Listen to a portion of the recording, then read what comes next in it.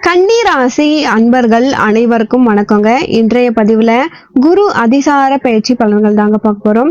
திருக்கணிதப்படி October 18ஆம் தேதி சனிக்கிழமை 7:42 மணி அளவுல மிதுன ராசியிலிருந்து கடக ராசிக்கு உச்ச ராசிக்கு குரு பகவான் பயிற்சியாகிறார். டிசம்பர் 5ஆம் தேதி மாலை 5:25 மணி அளவுல மீண்டும் கடக ராசியிலிருந்து மிதுன ராசிக்கு வக்ரகதியிலே குரு பகவான் பயிற்சியாகிறார். வாக்கியப்படி பார்த்தோம் அப்படின்னா புரட்டாசி 22ஆம் தேதி 8 நாட்களுக்கு முன்பாகவே 8ஆம் தேதி புதன்கிழமையில மாலை 6:45 மணி அளவுல மிதுன ராசியிலிருந்து கடக ராசிக்கு பயிற்சியாகிறார்.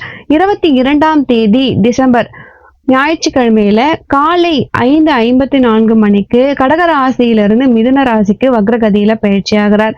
கிட்டத்தட்ட திருக்கணிதப்படி 48 நாட்கள் உச்சராசியிலையும் வாக்கியப்படி 75 நாட்கள் அதிசார குரு பயிற்சி நடக்குது. அப்போ இந்த காலகட்டத்துல உங்களுக்கு என்ன மாதிரியான பலன்கள் நடக்க போகுது அதை நீங்க முழுசா தெரிஞ்சுக்க போறீங்க. இந்த பதிவு உங்களுக்கு ரொம்பவே பயனுள்ளதா இருக்க போகுது. முதன்முறையா நீங்க நம்ம சேனலை பாக்குறீங்க அப்படின்னா மறக்காம சப்ஸ்கிரைப் பண்ணி வச்சுக்கோங்க. உத்திரம் 2, 3, 4 பாதங்கள், அஸ்தம் சித்திரை 1, 2 பாதங்கள்ல பிறந்த கன்னிராசி அன்பர்களே, நீங்க கன்னிராசியில பிறந்திருக்கீங்க. இது வரைக்கும் உங்களுக்கு 10ஆம் இடத்துல இருந்த குரு பகவான் தொழில் துறையில நிறைய பிரச்சனைகளை ஏற்படுத்தி கொடுத்தார். தொழில் துறையில இடமாற்றங்களை ஏற்படுத்தி கொடுத்திருப்பார். ஏதும் இடமாற்றம் செய்யலாம் அப்படின்னு நீங்க இருந்தீங்கன்னா அதுலயும் உங்களுக்கு வேலை கிடைக்காம போயிருக்கும். கிடைக்காத வேலை இனிமே உங்களுக்கு கிடைக்க போகுது. அக்டோபர் 18ஆம் தேதி வருகின்ற குரு அதிசார பயிற்சி மூலமாக இதுவரைக்கும் உங்களுக்கு கிடைக்காத வேலை இனிமேல் கிடைக்கும் அப்படின்னு நீங்க எதிர்பார்க்கலாம். இதுவரை உங்களுடைய ராசிக்கு சனியினுடைய பார்வை திருஷ்டி ரொம்ப அதிகமாக இருந்துச்சு. நீங்க எந்த ஒரு காரியம் நடக்கிறதுக்கு முன்னாடியே வெளியே சொல்லியிருந்தீங்கன்னா அந்த காரியங்கள் உங்களுக்கு நிச்சயம் நடக்காம போயிருக்கும். ஆனா இனிமே அந்த பிரச்சனை எல்லாம் நீங்க போகத நீங்க பார்க்கலாம். விரைவில் நீங்க நினைத்ததெல்லாம் நடக்கும் அப்படின்னு நம்ம சொல்லலாம். உங்களுடைய ராசிக்கு 7ஆம் இடத்துல இருந்த சனி பகவானுக்கு குருவினுடைய பார்வை முழுமையா கிடைக்குதுங்க. அதன் மூலமாக இதுவரைக்கும் இருந்த திருஷ்டியிலிருந்து விலகி இனிமேல் நீங்க நல்ல பரிகாரம் செய்து சந்தோஷத்தை அடைய போறீங்க. இந்த அதிசார குரு பயிற்சியின் மூலமாக லாபஸ்தானத்துல குரு பகவான் வர்றதால நீங்க எந்த தொழில் செஞ்சாலுமே அதுல நல்ல ஒரு லாபம் உங்களுக்கு ஏற்படுத்தி கொடுக்கும். அந்த லாபம் எவ்வளவு வந்தாலுமே அதன் மூலமா நீங்க சுப செலவுகள் பண்ணலாம். இவ்வளவு லாபம் வருது அவ்வளவு லாபம் வருதுன்னு நீங்க வெளியே சொன்னீங்க அப்படின்னா சனியினுடைய பார்வை சிறிது லாபத்தை குறைத்து விடும். அதை வெளியில நீங்க சொல்லாம இருங்க, நல்ல லாபத்தை அடைங்க, சந்தோஷமா நீங்க இருப்பீங்க, நன்மைகளை உங்களால பெற முடியும். மேலும் வருகின்ற லாபத்தை வைத்து வீடு மனை வாங்குவதற்கான முயற்சிகள் நீங்க செய்யலாம். குழந்தைகளினுடைய கல்விக்கு ஏற்பாடு செய்யலாம். சகோதர வழியில சகோதரர்களுக்கு உதவிகள் நீங்க செய்யலாம். அவங்களுடைய உதவி மூலமாக அவங்களுடைய அனுகூலம் உங்களுக்கு முழுமையா கிடைக்கும். இந்த குரு பயிற்சியின் மூலமாக குரு பகவான் உங்களுடைய ராசிக்கு 3ஆம் இடத்தை பார்வையிடுறார். ஆகவே நீங்க தைரியமா காரியத்தை செய்வீங்க, அதுல உங்களுக்கு வெற்றியும் கிடைக்கும். உங்களுடைய ராசிக்கு 5ஆம் இடத்துல குரு பார்வை இருக்கு. ஆகவே குழந்தையின் ஆரோக்கியம் சிறப்பா இருக்கும். இதுவரைக்கும் ஆரோக்கிய குறைபாடு இருந்த குழந்தைகளுக்குமே இனி நல்ல ஒரு ஆரோக்கியத்தை ஏற்படுத்தி கொடுக்க போகுது. இந்த குரு பகவான் உங்களுடைய ராசிக்கு 7ஆம் இடத்தை பார்வையிடுகிறார். இதுவரைக்கும் 7ஆம் இடத்துல சனி இருந்து நிறைய சிரமங்களை நீங்க சந்திச்சிருப்பீங்க. திருமண தடை ஏற்பட்டிருக்கும். இனிமேல் திருமண தடை நீங்க போகுது. மேலும் 7ஆம் இடத்துல சனி பகவான் இருக்கிறதால உங்களுக்கும் உங்களுடைய கணவன் மனைவி யாரா இருந்தாலும் மூட்டு வலி, முதுகு வலி, கை வலி, கால் வலி போன்றது இருந்துகிட்டே இருந்திருக்கும்.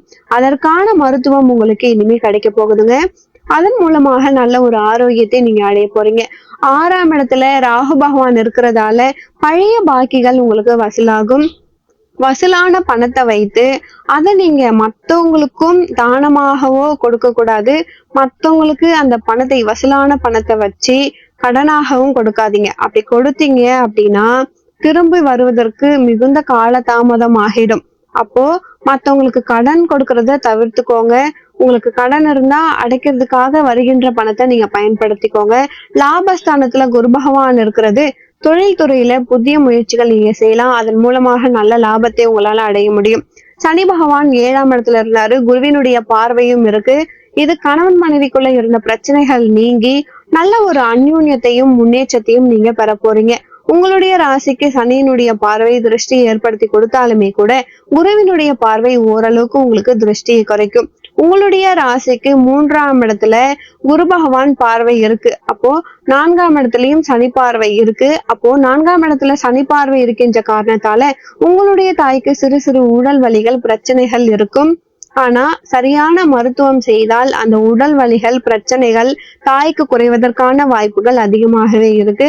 மாணவர்கள் மிகுந்த கருத்துடன் படித்தால் மட்டுமே நல்ல மதிப்பெண்களை பெற முடியும்.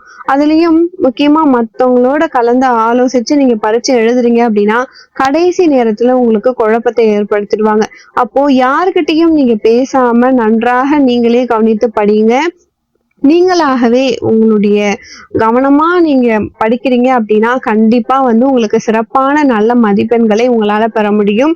இந்த பரீட்சை சமயத்துல மத்தவங்க கூட நீங்க கலந்து ஆலோசிக்கிறத மட்டும் தவிர்த்துக்கோங்க.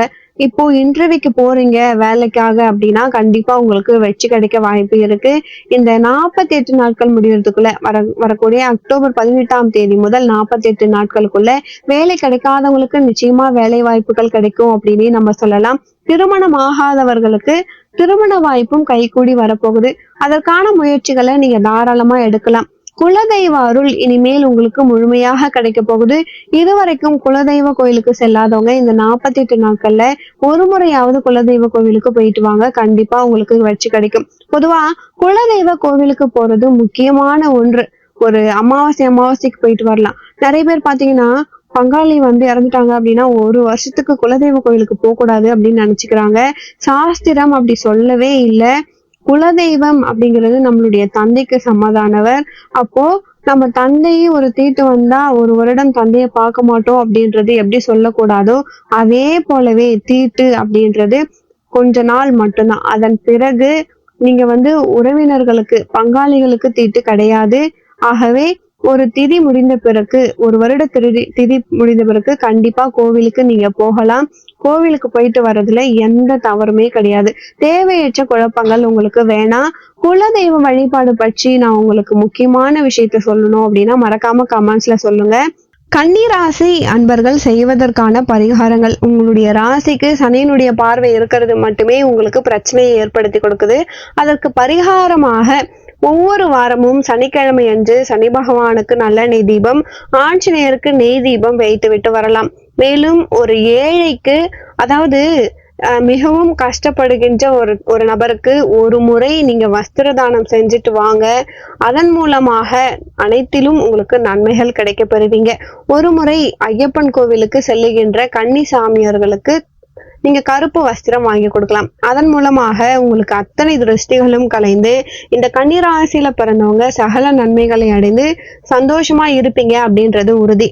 பொதுவா குரு பகவான் உங்களுக்கு ரொம்ப ரொம்ப முக்கியமான ஒரு நபர். அதாவது நம்ம மாதா பிதா குரு தெய்வம் அப்படின்னு தான் சொல்றோம். அப்போ மாதா பிதாவுக்கு அடுத்தபடி குரு தான் நமக்கு உச்ச துணையாக இருக்கக்கூடியவர்.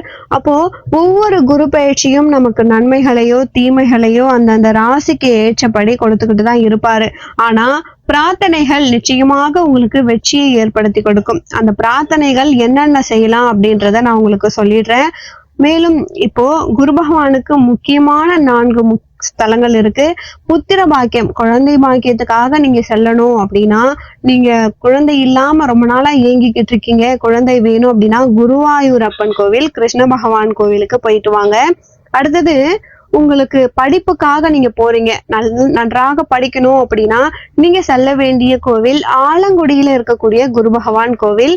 அடுத்தது திருமணத்துக்காக நீங்க செல்ல வேண்டிய குரு பகவான் கோவில் எது அப்படின்னு பாத்தீங்கன்னா தஞ்சாவூருக்கு அருகிலேயே திட்டைன்னு இருக்கக்கூடிய குரு பகவான் கோவில்.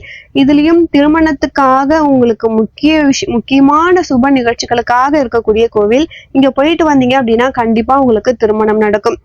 அடுத்தது தொழில் துறையில வெற்றி பெறணும், பிசினஸ்ல ஜெயிச்சு வரணும், முன்னேறி வரணும், உங்களுக்கு லாபம் கிடைக்கணும் அப்படின்னா, அது மட்டும் இல்லாம தொழில்துறை மூலமாக இல்ல ஏதாவது ஒரு கோர்ட்டு கேஸ் விஷயமா நீங்க அலையறீங்க, அதுல உங்களுக்கு வெற்றி பெறணும் அப்படின்னா நீங்க திருச்செந்தூர் முருகன் கோவிலுக்கு போயிட்டு வரலாம். ஆக இந்த 4 கோவில்கள் குரு பகவானின் அபிமான ஸ்தலங்களாகவே விளங்குது. இதை நீங்க பயன்படுத்திக்கோங்க. மேலும் குரு பகவானின் அபிமான ஸ்தலங்களில் ஒன்று உங்களுடைய குலதெய்வம். எந்த குலதெய்வமா இருந்தாலுமே சரி, அந்த குலதெய்வத்தை நீங்க வணங்குனீங்க அப்படின்னா தெய்வ அருள் உங்களுக்கு முழுமையாகவே கிடைக்கும். அடுத்தது குருவாக போற்றப்படுறது யாருன்னா ஆசிரியர். உங்களுக்கு சொல்லி கொடுத்த ஆசிரியர், தொழில் சொல்லி கொடுத்த ஆசிரியரோ அல்லது உங்களுக்கு படிப்பு சொல்லி கொடுத்த ஆசிரியரோ யாராவது ஒருவருக்கு, அல்லது வயதாகி அவங்க எல்லாருமே இறந்திருந்தா அப்படி இல்லை உங்களுக்கு ஏதாவது ஒரு தெரிஞ்ச ஒரு ஆசிரியருக்கு நீங்க வியாழக்கிழமை அன்று வஸ்திர தானம் கொடுக்கலாங்க. இந்த பரிகாரங்கள் மூலமாக குருவின் அருள் உங்களுக்கு முழுமையாகவே கிடைக்கும். 100% உண்மை. பொதுவா தனத்திற்கு காரகன் குரு, நல்ல வருமானத்திற்கு காரகன் குரு, தெய்வ அருளுக்கு காரகன் குரு. அப்போ இந்த அருள் எல்லாம் நீங்க பெறணும் அப்படின்னா குருவை கண்டிப்பா வணங்குங்க. கண்டிப்பா உங்களுக்கு எல்லா நன்மைகளையும் பெற முடியும். குரு பகவான் வழிபாடு ரொம்ப ரொம்ப அவசியமான ஒன்று கன்னிராசி அன்பர்களுக்கு.